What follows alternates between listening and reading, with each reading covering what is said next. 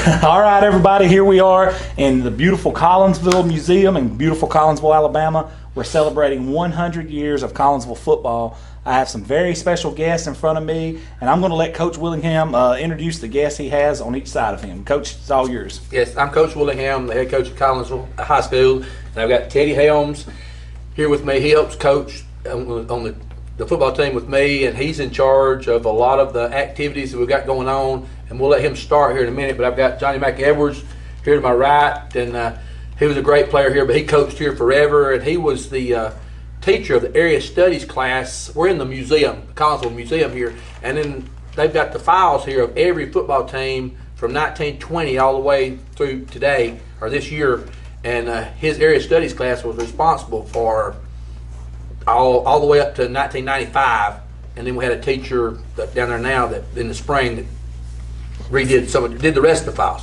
And Jerry Traffinstead down here on the end, and he's here because he knows everything. Now, guys, what class were you in? I graduated in 71. He graduated in 70. 70, 71, what class We were both 79. 79. That's probably the most famous class ever. Yeah. In their mind. All right, you going to kick us off? Okay, I'm just going to talk a little bit about what's going on this year with the community and the school celebrating the 100 years. Of course, we won't see another 100 years, but we're going to make this a season to remember. Hopefully on the field, but also with the community and all the former players, cheerleaders, band members. We're getting all the information out. Hopefully it'll be a huge crowd. We're going to honor a lot of people homecoming week. Some of the past players, past cheerleaders, past band members that are still alive, they'll be honored in the parade. On the 3rd, our homecoming is October the 4th, but on the 3rd, we have our community pep rally at the gymnasium. It'll be a bonfire. Immediately following that, across the street from here is our historic cricket theater. We'll be having live music from bands that represent Collinsville. These bands all of them have Collinsville alumni in them. There'll be 4 different groups playing that night. Be everything from southern rock to country, a little bit of gospel. So it'll be something everyone can enjoy. We want that to continue on into the night, ever how long people want to stay. We're putting in the background, you may not can see, but there's a group of people back there working tonight on our homecoming program. We'll have a special program for homecoming, approximately 200-page program probably, that'll have a little bit of everything, but have every team represented, every band that we've had, the cheerleaders, and some did you know kind of things, some exciting things that I didn't know until we got started on this. Coach Edwards and his group did a really great job. This one little snippet of it was, I never knew we were anything but the Panthers, but from 1920 to 1922 we were Collinsville Warriors. So that's some interesting facts, and we just want to let these kids, our kids, grandkids, and all know that the history of Collinsville is proud. And I told someone the other day, we may not have a lot of blue trophies sitting in our trophy case, but we're state champions in our community because of the pride that we take in our school program and all sports. But football, Friday nights in Collinsville, you come and enjoy yourself. Absolutely. We got a great leader, Coach Willingham here. Coach, what's it meant to you to come back here and coach and mentor to these younger guys and bring the community together like you have? You don't have to do any bringing together. The community's already together here. Gotcha. Okay, and I've been here twice. I came in 1998. I followed the older Coach Beckett, and then I left and I retired for a couple of years and came back again. And after 2 years, this job came up, and I followed the younger Beckett. So I followed the Beckett both times, but there wasn't ever anything to fix. Nothing was broken when I got here either time. Everything was. I just had to carry on. But this community is just super, super, super behind football. Everybody shows up on Friday night. We have great crowds. Everybody's knowledgeable about what's going on. And you may have some people like that one down there on the end that they may yell at you on Friday night, and some of my younger coaches, that upset them a little bit, every time I come back. But I told them, I said, listen, the guys that holler at you on Friday night are the ones that's going to be here at 5 o'clock Saturday morning if you need them. they're 100% on our side, and they excited about the ball games, and it's a great environment to come watch ball games, and I'm proud to be part of it. The kids buy in. He was talking about this being a great year. It could be a great year in football too, but we've got we had a good year last year, and 91 lost to 5. Thought that they won the state championship. There's not much shame there. You I got guess, 19 starters coming back, correct? got 19 starters coming back. 4 of them were all state last year. The cover's not bare to say anything, and we can keep from being complacent, and not be happy with what happened last year. Know that this year is a different year. Every team's got to set their own identity and that kind of thing. We could have a special year and not get anybody hurt. It's a small town. We don't have great numbers, but we've got good enough numbers, and but it's great to be here. And Coach Edwards here, he did the first things. If you want to go to him. Mr. Edwards, I was looking at the stats and the records, and something stood out to me. Y'all gave up 16 points to Sylvania in the second half. What happened there? What year are we About talking? our year. Jared's fault. What happened? Yeah, I wasn't on the field. What year was this? Tell that story. It'd been the fall of '69. Which you two gentlemen maintain that's the best team to ever come through. Yes, I would. And I missed, like I say, I missed 3 games since '66. And y'all's record that year was 9-0-1. 9-0-1. Didn't make the playoffs. It was a lot of people nowadays look at ball and think that's the way it always was. Well, we were playing under a whole different format. If you won the county championship back then, that was your championship, and we did win it that year. 5 had an absolute great team. They lost 1 game, we beat them. Plainview, I think, lost 2 games, we beat them, and 5 beat them. I think was it Geraldine lost 4, Valleyhead lost 4 or 5, and everybody. And we were fortunate to beat them. We beat each other up, but that's who we had to play back then. We didn't have like a region championship. You didn't have any of that kind of stuff back then. But we were fortunate. Johnny Mack's class, he was a senior, and they had, 13, 14, 15 seniors, and I was a junior, and we had that many juniors, so we had so many kids that had played together. We didn't have any superstars, but we had a bunch of kids, and a few of them might have stayed back a year or so that kind of helped in the maturity factor. Now, there were several in my class. A lot of us were 5th-year seniors, yeah. Y'all red-shirted around here. Yeah. Now, Coach thinks his squads was the best teams ever. I really don't think that. We tell everybody that. There's a joke around here in town. Everybody yells about some of these guys are terrible. Teddy's terrible, and some of those are terrible about yelling 79, 79. Well, let me tell you we this about that were not class, the though. best team. We played as good as we could, but what we had. That bunch, and I'd like to say, I've missed 3 games, and Tell I them how have much- tell said it. before, 3 games since 1966? 66. Okay. and I will say that bunch, of course, that no Lynn's my nephew, but that bunch probably got more out of what they had Yeah. than any bunch that's ever played at Collinsville. Now, that's Now, I saying will something. say that for them. That's And good. they didn't lose, what, 2 games? We lost 3. We got Okay. we got moved But up to. They got moved up to 2 in Yeah. 1A, and we got moved up that 1 year. But they did. They got more out of. They had a few linemen, 155 pounds. Rat and James Coker, Rat Chandler, and some of them. They just go tough, get after you, gonna stay after you till the end, whether you win or lose. And they did. I'll give them credit for that. They got more out of what they had than any bunch I believe Let- I've ever seen. I got a question for you. And since you've missed 3 games since '66, who's the most dynamic, best football player you've seen come through Oh here? my goodness, me. That ain't close. I was old enough to watch him play. He wasn't. We've had so many. It's just hard to say. We've had a lot of kids that had so much potential, it wasn't even funny.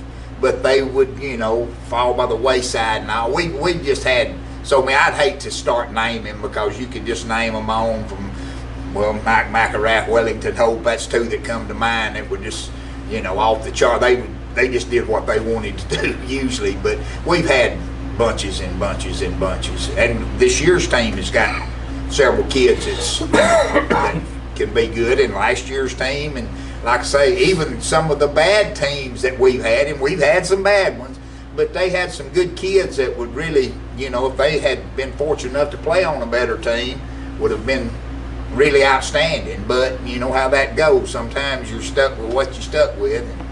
But What can you share? At what age you started playing varsity football for Collinsville? well, I started when I was in the 8th grade. Coach Hicks was here. He had me come out for practice with his senior. Now this has been the fall of, no, the spring. I was in the 6th grade. I was 12 years old. And Coach Hicks was walking the hall. He had a room in the elementary building then. Coach Hicks and Coach Dobbins. You remember that, John? Yeah. And I was a pretty good sized boy. And he said, he asked me, he said, Traffinstead, how much you weigh? And I was 165, 70 pounds then, and, you know, about the same height I am now. I thought I was going to be a big old boy. But he said, you be out practice this afternoon. Well, I was a 12-year-old kid. I looked at him, I said, Coach, I ain't in 6th grade. Of course, he used an expletive, and he said, I didn't ask what grade you're in, boy. You be out there. They said, which, you know, I mean, that's what they did back then, and I was out there. I love it. You didn't have any choices.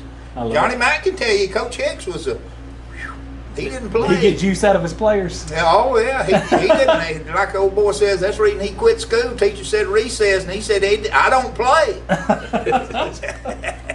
Coach, who's some of the players you got, maybe not a superstar, somebody just gave it as everything you had and left it all on the field? I tell you what, last year we played hard almost every game. Everybody did, but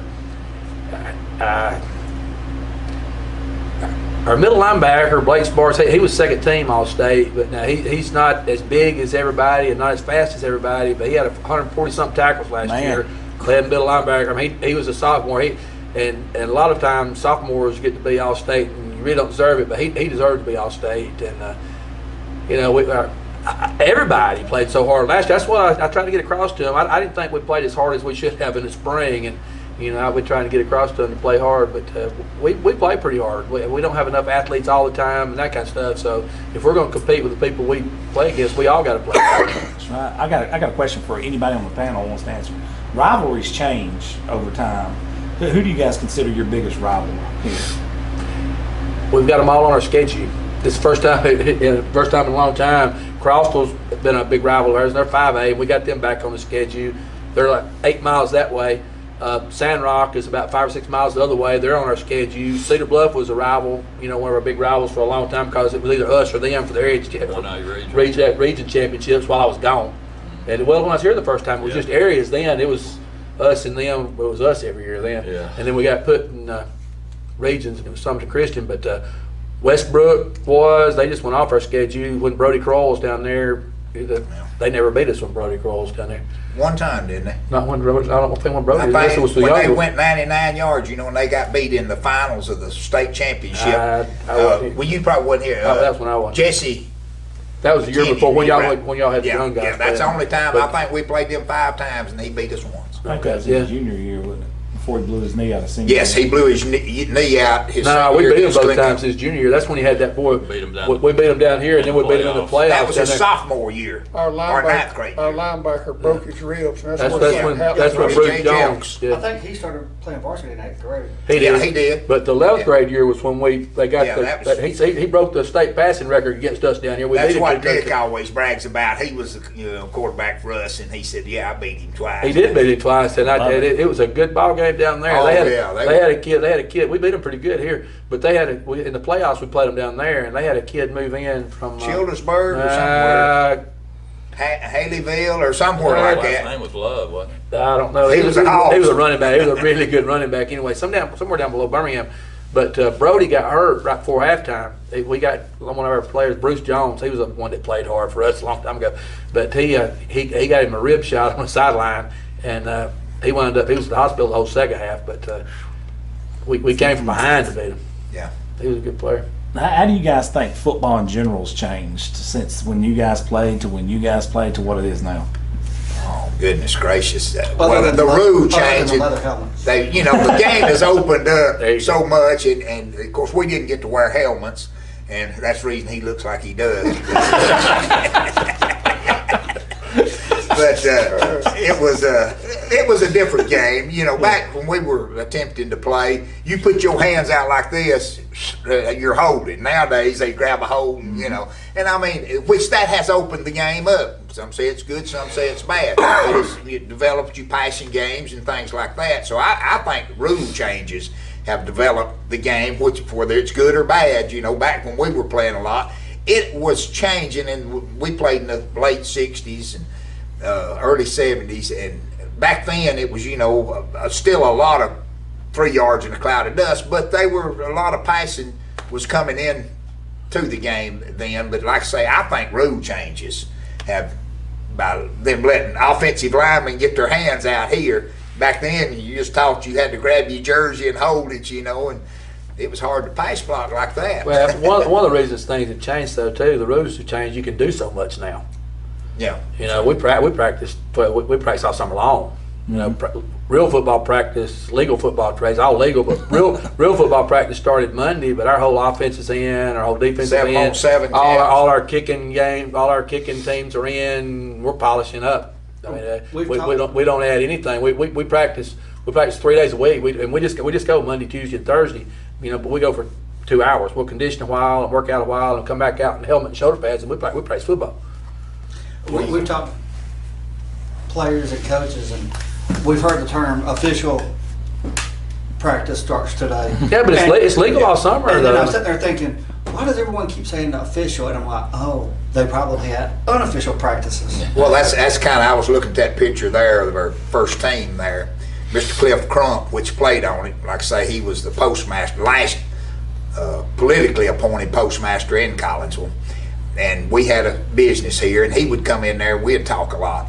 And he had told me, the coach had asked him about playing football, him and a bunch of his buddies. Yeah, shoot, yeah, we want to play that. What is it? they had no idea. He told me the second game he ever saw he played in. They went. What? Yeah, back then you played, undoubtedly they played in the spring of the year when you got the crops in. Ah, okay. And he said, you know, that was the second game that he actually got to play in, and there was 2 guys that had, I forget who, I think your kinfolk, Mr. Jones, was one of them, had a leather helmet that you put on. The rest of them didn't have, you know, they just went out there, and it was, and like we said, the rules, back then you run out of bounds, and the sideline was there, the ball was placed there. You didn't have hash marks. Everybody lined up over here. Here you go again. I mean, awesome. And that's what I say. It's just so, and then, you know, God love them, because they're the reason we can enjoy football today, because of what they did. But it was just more of undoubtedly listening to them. It was just like basically a fight with a few gladiators rules put in there. Yeah. Let me ask you guys. Let's ask you specifically. How has this stadium changed over the years? I know that's had to be drastic. Yeah, of course I don't go way back, but I go back and remember really the 70s. But yeah, I can remember, I think 3 levels of concrete, and then some wood bleachers about 4 high. And then in the mid 70s they tore them down and went up, I guess, about 15 rows of wood bleachers. And I remember my cousin falling through them from about the top. You know, it's all kind of things happen. But the visitor side, of course, has changed a lot. It's all concrete now. But we've got as good a turf. Coach Willingham, it's amazing. Has done a heck of a job. And even go back again, here's some more. 68, I think it was, 67 or 68, Collinsville's football field, the turf, was voted the #1 high school football field in the state of Alabama. See, that's tidbits. Only Auburn University's field was rated better than Collinsville. It was right up in the Post-Herald about that. Yeah.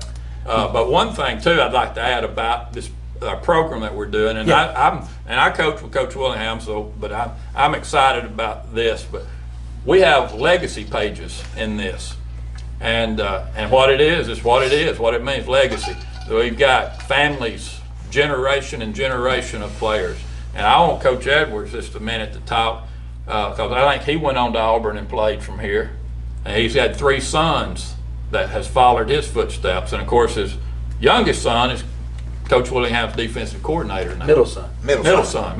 Jared's the youngest, that's right.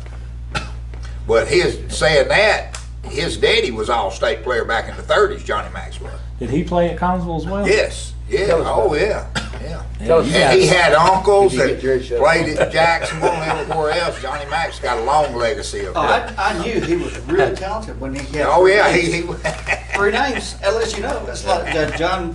Talk to him, David, Coach Everett. Philip David, what's his face? Well, like Jerry said, my daddy played and graduated in '35. He was a three-year letterman. And then my wife's daddy played, graduated in '42. Dillard Wilson. Dillard Wilson. He was a good player. And I played in the '60s, and I'm gonna stop right there and say, almost, and I don't know if Faith thought of it or not, but almost every time that we had a real good season here at Collinsville, there was a lot of genetics that was on the field that came from town. That's awesome. That's right. A lot of kin folks, and that's one of the things that we've got on this football team now. There's a lot of Collinsville people playing on this football Legacy team. players. And so they're going to have a lot of genetics playing. That's awesome. When you had great-granddaddy and great-great-granddaddy and all down through there, and it means a little more, and it should. Oh yeah. It should mean more to you. And then I played in the '60s, and then I had we had three sons that played during the '90s. They all walked on at Auburn, and our one of the boys, it irritated him because he had practiced all week but wouldn't get to dress out. He was on the scout team for a year, and Riley walked on for punting, and he didn't get to stay there. And then Jared, our youngest son, he walked on for something that they didn't have enough of, was deep snapping. So he got to travel. That's good. He played with Carnell in that bunch. I grew up with Cornell. But He snapped in a game as a true freshman. Yeah. He was the backup snapper. I coached him, and when he was getting ready to go to college, I'll get off of it in just a minute. But it hurt your hand snapping. He was that good. And he played running back for me. He could run a 4.5 40. They never had a snapper that could run a 4.5 40. But he was this backup snapper, and the first team guy got hurt. He snapped 2 games before awesome. as a true freshman. There. Long snapper is very underrated because if you don't know, try it. And Yes, they are. If you get lucky enough to hit it right where it needs to be, try doing it again. He was a good one. Boys, I'm sorry. I didn't mean to step on your toes, but and that's both sides of our family. Of course, the young man you just interviewed is kin folks. We're our families has been here for generations, and had a lot of kin people that played football here. I had an uncle that was on the Jacksonville 5 that I'm sure Teddy will mention here in a minute, but there's 5 from Collinsville played at Jacksonville State. And I'm going to go ahead and tell the cover Yeah, story. please, sir. there you go. You tell it. Jacksonville State University, we sent 5 players down there, and they all were starters. And Jacksonville State wanted to change their mascot to Gamecocks, and the Collinsville bunch says, we'll vote for that, but you'll have to change the colors to red and white. So that was the trade-off that took place. What? I didn't know that. Yeah. And it, well, really, wasn't the Just like that. Gamecocks, didn't they? Several from South Carolina Yeah. that come in, and they got the Gamecocks, and Right. the Collinsville bunch got the red and white. Golly. Dude, that's awesome. So That's another tidbit I had no Well, idea. that's what I say. There's a lot of history here in Collinsville. Better It's kind believe of, it. you know, our record a lot of times I hear people say, and we've had some bad teams, we've had some good teams. But usually here at Collinsville, like when we first started, Collinsville was a little town. Well, we were playing Gunnersville and Rome, Georgia, and Gadsden. Well, they wasn't none of these little teams like they are now. We were having to play everybody that was 5 times, 10 times, 20 times bigger than us. And usually, even the only time that we really got to match up pretty good was when we were 1A. When we were 2A and all, like I say, when Johnny Mack and I are attempting to play, we were 2A, but there were just 4 classifications, and we were a small 2A compared to, you know, the other teams. And we've always had to play kind of higher competition, basically, because most of the teams we're playing have got more students, and of course you got more students, you got more players and stuff. But that's always been a deficit that, well, I say it's hurt us. I guess it's helped us in a way because we've always kind of had a little chip on our shoulder. I've made a bunch of schedules here, and I'm gonna make one again, but that's not an accident. So we play Crossville; they're bigger. Sandrock's the same class now, but they've always They're a been lot bigger. bigger than we are. Plainview's bigger, and they've all. But those are the people. That's what the people want us to play. You know, if we go play Mount Hope, or if we go play somebody way off, it's the same classification that we're pretty sure we can beat. You know, then nobody's gonna come watch it. We play, win, lose, or draw. We play the people we're supposed to play. Yeah. You know, we're supposed to play Sandrock, and we're supposed to play Crossville, and you know, we're supposed to play Plainview and those kind of people. So that's what we do. Now, correct me if I'm wrong, but this is the first DeKalb County team to reach 100 years of football. Yes. Fort Payne's going to be 98 this year. And Okay. then That's Valley pretty Head's awesome. This valley through here is where you had Collins and Fort Payne, Valley Head. Sand Mountain, I think, like Crossville started in 24, 25, Geraldine, right I've in got it all there. down. I'll show With you. our uniforms. What? With our uniforms. Crossville got our old uniforms to See? start their. Another tidbit. On it. I'm loving this. I cannot wait to go. Hey, let me tell you the story about how Jacksonville got its colors. I know, man. Well, I mean, we've caught several nuggets like that. I mean, that's awesome. Man, I'm shocked. Man, That's the stuff that you can't find yeah. online. And we're sitting in a historic building right here, looking around and teams and memorabilia here. I was sitting here looking at the schedule, and the schedule says here, there, here, there, here. Yeah, on that open. Yeah. 47. And, Yeah. and Yeah, and if this- you look at who they played, probably it was, Boaz, yeah. yeah, right. And how many teams went to the playoffs?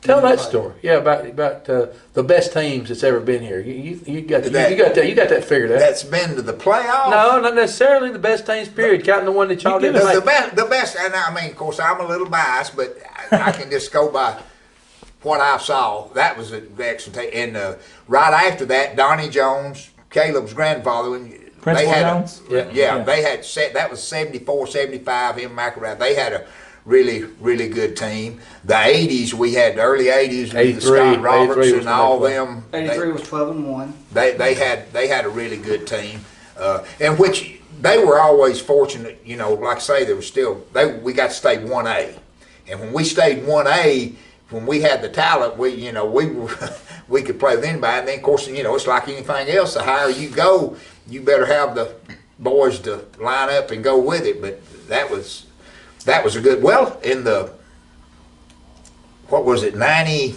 whatever, that was a 90. They go running together on me sometime. I don't know which one you're talking about. 2011 had a good year. Yeah, 2011. My that's son, Coach Beck- 2000. Coach Beck was When there. did They Nick and scored- them? Yeah, That was 2000 and they won 11 games. 11 2000, two. 2001. They won 11 games. 2001, they were really good. We got beat in the third round. We shouldn't have lost that game. We got beat by Brilliant in the third round, and then Brilliant absolutely crushed somebody. Yeah, the next and game. they beat us like 21-19 or Oh something yeah, like that. yeah, and then that was the best team I ever coached here. I say, well, I don't know if it was. No, last year was an awful good team too. It's hard to say who was the best because they're all so different. Let me ask y'all a question. When did actual lifting come into play here? Did y'all do So that? weightlifting, Yeah. We got the machine. they You can remember that, tell you, John? he can They tell you. started? They brought the machine in. They got a It's universal. called a machine. We sold light bulbs. We Universal. sold all this stuff. It seemed like it was what, $2,000, and we're talking 67, 68. 67's when we sold them light bulbs. And we bought Light that bulbs. machine. Yeah, we sold to buy the machine. Fundraiser. Cause back then you didn't Really? have weights and everything. When you hauled hay and stuff in the summer, But yeah, we had that, and I remember it had like 220 pounds on the bench press, and we had like a bunch of guys that could just do that already. So it was Pretty impressive. I mean, well, yeah. Well, I mean, most of all the boys, we That's hauled strong. hay. That's how you made money in the summer. And, There wasn't enough weight on it. there wasn't enough weight on it really, but the guys, I remember the guys that brought it in the old gym, all in my arms on them like that right there. And, oh my goodness, we do that. Look at here. So, for the fundraiser, you sold. We sold light. We had several things, but light bulbs. I remember, Johnny Mac, don't you? That was the big thing. Awesome. Well, see, we had Mr. Man. Ed Wright had a Sylvania light bulb dealership here in Collinsville, and our distributorship, and I guess we got a deal or something and said, hey, you sell this, we'll give you this.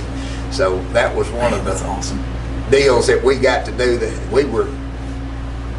I was probably a 9th grader and you were a 10th grader, I But guess. before that, the weights was usually gallon cans with Concrete. concrete in them, and then a steel pipe. Steps through them and that, So you you picked just- that up. I got you. What year did y'all do that? 67, you said? Yeah. 67. That machine was still there. And when we That was my next question. graduated in 1979, and that machine was still in the weight room in 1979. But now we had a bench press, an incline bench press, and a squat rack, and a thrust machine. Yeah.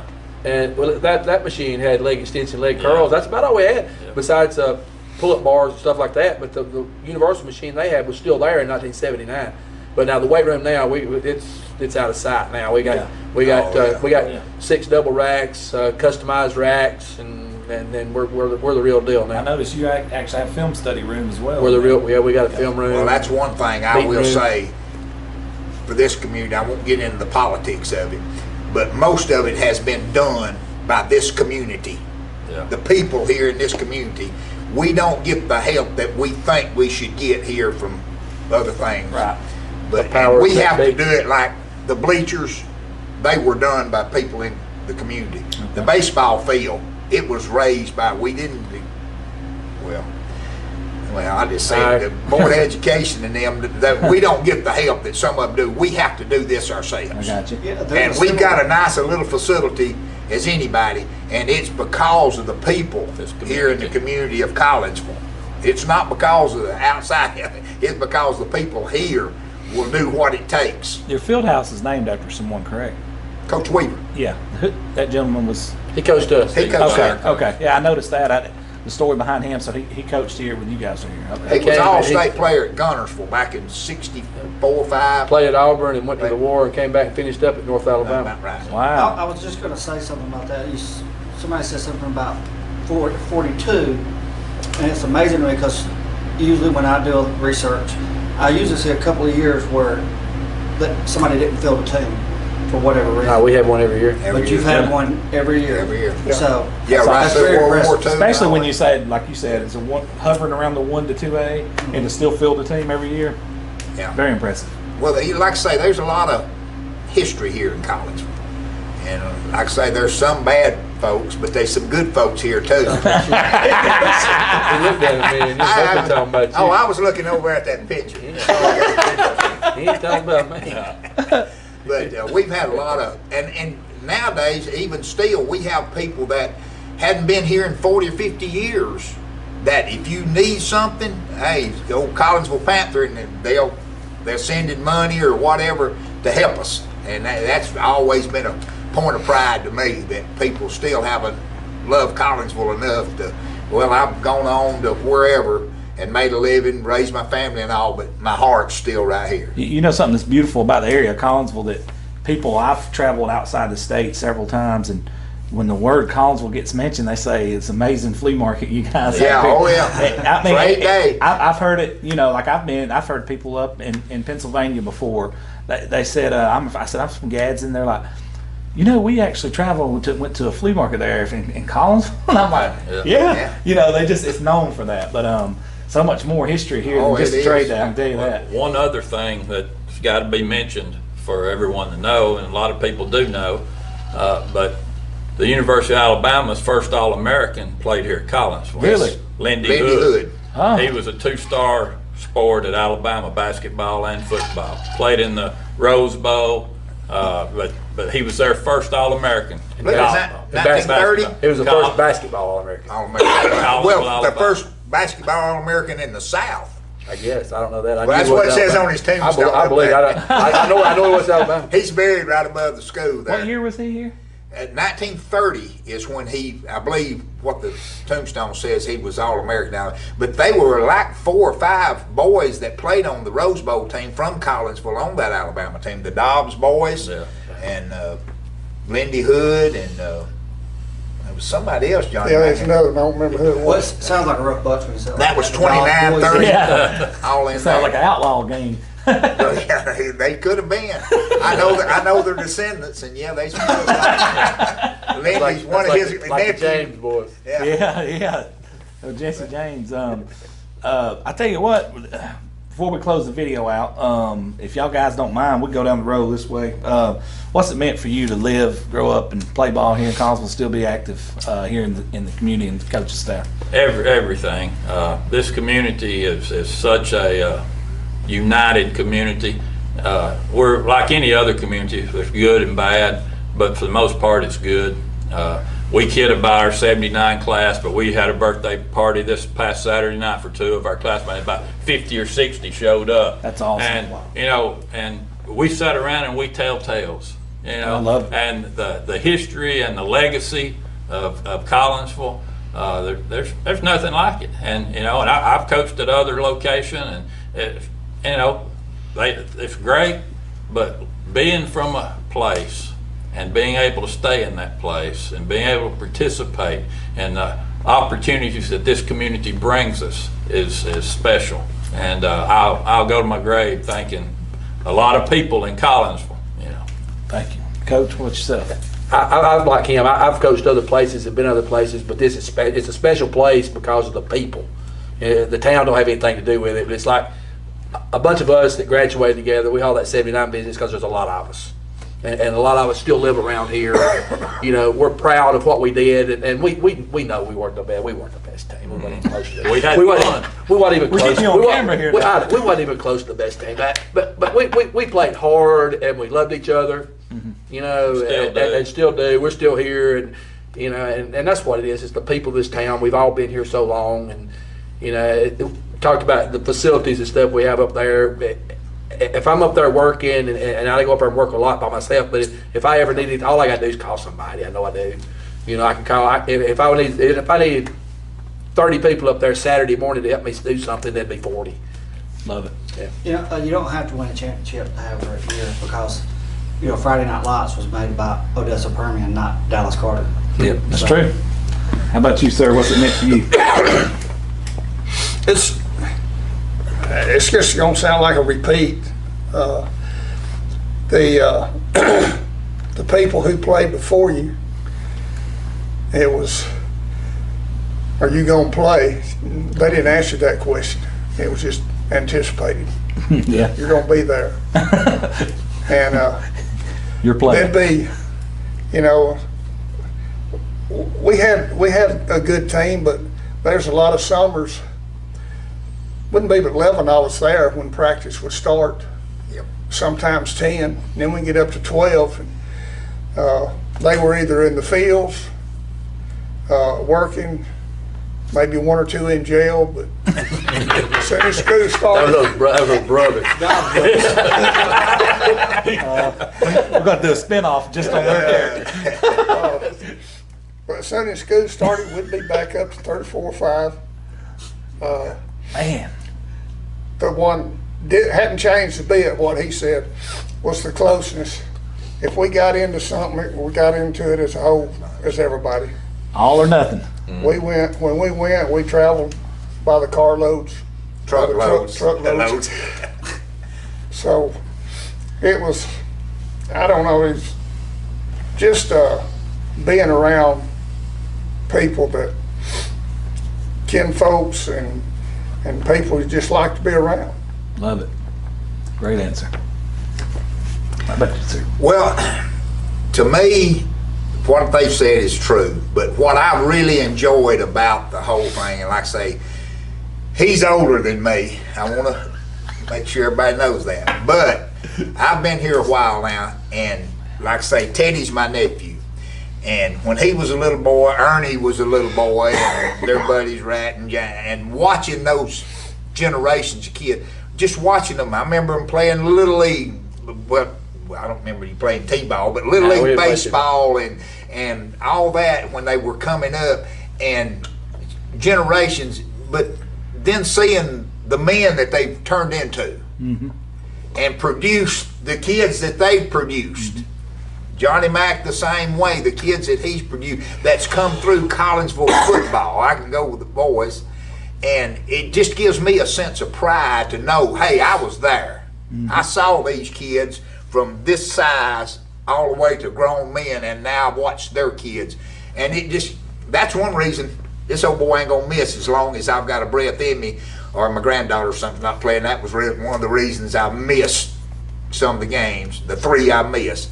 But I take a real sense of pride in being able to be associated with these kind of people and their kids, and now seeing their kids play. And like I say, as long as the good Lord gives me a breath of air, I'm going to try my best to be there. And that's Collinsville to me.